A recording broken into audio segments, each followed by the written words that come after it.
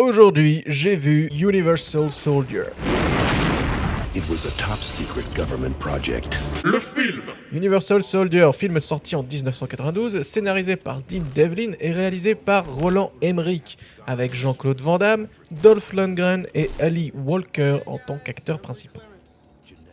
L'histoire. L'histoire raconte la vie de Luke Devereaux, soldat de l'armée américaine, lors de son service au Vietnam en 1969.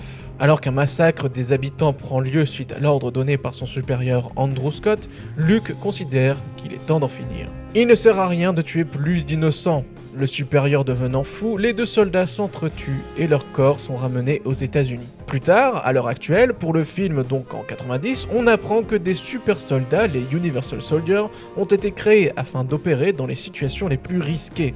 On apprend également que deux de ces soldats ne sont autres que Luke Devereaux et Andrew Scott. Une jeune journaliste nommée Veronica veut percer le mystère de ces soldats. Après qu'Andrew Scott ait tué le caméraman de Veronica, Luke redevient lui-même et sauve Veronica d'une mort certaine. Peu à peu, autant Luke et Andrew recouvrent leurs souvenirs. Comme nous le spécifie le commandant des opérations, une branche non autorisée de l'armée a récupéré les corps de soldats américains tombés au combat, auxquels on a administré un premier sérum, les rendant plus efficaces, ainsi qu'un second sérum leur effaçant la mémoire. Les conditions avant les morts de Luke et Andrew, à savoir de sérieux troubles psychologiques, ont engendré le fait que ces derniers aient des réminiscences des événements passés. Une course va se mettre en place entre les membres du projet Unisol et Luke et Veronica. Andrew, recouvrant son esprit mais ayant perdu la raison, va redevenir ce soldat fou allié qui n'hésite devant rien pour traquer et exterminer les traîtres. Les deux se rencontrent finalement à la ferme des parents de Luke, où prend lieu la dernière bataille. Luke défait Andrew et décide par la suite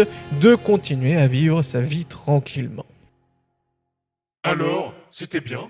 Bon, vous savez déjà, hein? Bon, alors oui, je pense que la meilleure des réponses ici c'est « c'était sympa ».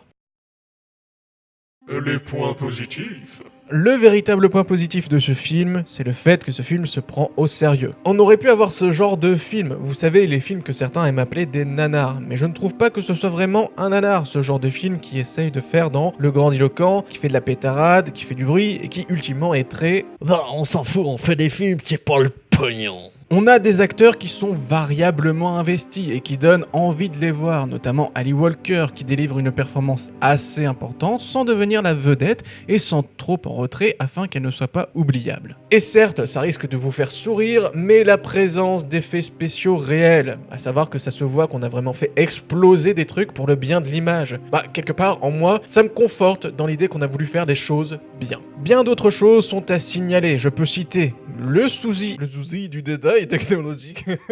Le souci du détail technologique. On n'a pas une espèce de gloubi-boulga technologique avec des boutons qui font bip et plage, avec du techno-babillage incompréhensible et des thèmes inventés juste pour le film qui sont stupides et qui ajouteraient de la cohérence de l'univers. Non, on a une technologie assez cohérente avec l'époque. On a quelques idées qui sont sympas. Je pense notamment aux caméras équipées sur les Unisol, directement reliées aux ordinateurs sur lesquels on peut voir ce qu'il se passe en direct. C'est sympa ça. Et puis l'idée en elle-même est plutôt bien pensée. L'idée d'utiliser des corps, des soldats tombés au combat, niveau éthique, etc., même si c'est simplement évoqué, en termes de conflit moral, ça le mérite d'être soulevé et de laisser réfléchir un instant. Et en prime, on a un Jean-Claude Van Damme qui ne surjoue pas ou qui n'exagère pas. C'est la chose qu'on pourrait se dire lorsqu'on voit Van Damme en tête d'affiche encore un film où on verra Monsieur le Belge faire des cabrioles et faire des yeah comme une toupie volante et il n'en est rien du tout. Alors, les mauvaises langues diront que c'est normal qu'il y soit bon puisqu'il joue un personnage décérébré. Vil persifleur que vous êtes. Je vous dirais qu'il faut être sacrément intelligent pour arriver à jouer la retenue. Comprendre quand est-ce qu'il faut montrer les bonnes émotions et comment les montrer. Et Monsieur Van Damme y arrive ici avec pas mal de subtilité.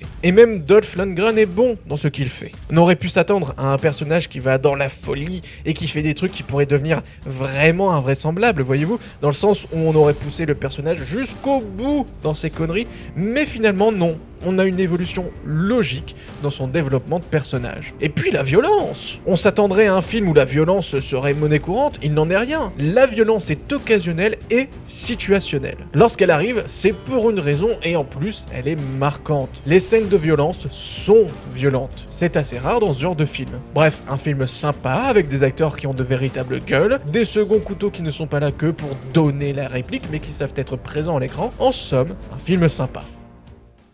Les points négatifs. Ça me fait chier de dire ça, mais en attendant c'est vrai, donc autant le dire, c'est un film oubliable. C'est un film oubliable dans le sens où, malgré les thèmes évoqués, malgré la présence des acteurs, malgré le cœur mis dans la mise en scène, c'est un film dont on ne retient que les moments agréables qu'on a passés. Certes, je disais plus haut que c'est un film qui se prend au sérieux, mais cela dit, c'est un film qui a pleinement pris conscience d'être un film de divertissement. Et c'est pas un mal en soi. Si les gens ont envie de parler de sujets qui leur tiennent à cœur, mais qu'ils ont conscience de ne pas avoir les outils pour s'exprimer correctement, autant faire avec ce qu'on a, sans vouloir paraître ce qu'on n'est pas. C'était censé comme phrase, hein, vous en faites pas, réécoutez-la, vous verrez, c'est clair comme de l'eau de roche. Bon, tout de même, disons qu'il y a certaines choses qui véritablement n'ont pas lieu d'être là. On parle ici des répliques qui, quand même, parfois un peu ringardes, un peu clichés, dirons-nous, pour éviter d'être trop méchants. Film des années 80 oblige. Sauf qu'on est dans les années 90, donc on a la scène de baston finale qui est beaucoup trop chorégraphiée,